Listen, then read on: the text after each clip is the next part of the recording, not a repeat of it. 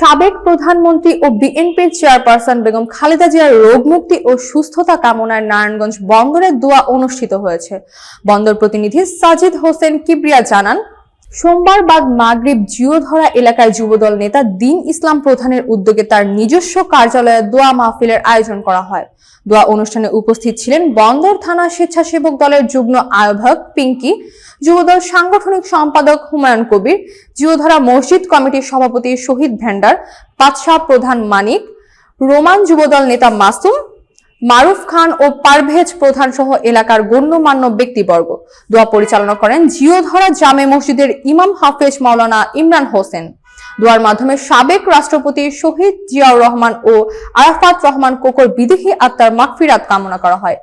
পাশাপাশি বিএনপির চেয়ারপারসন বেগম খালেদা জিয়ার দ্রুত আরোগ্য ও সুস্থতা এবং ভারপ্রাপ্ত চেয়ারম্যান তারেক রহমানের দীর্ঘায়ু ও সুস্থতা কামনা করা হয়। দোয়া শেষে উপস্থিতদের মধ্যে রান্না করা খিচুড়ি বিতরণ করা হয়।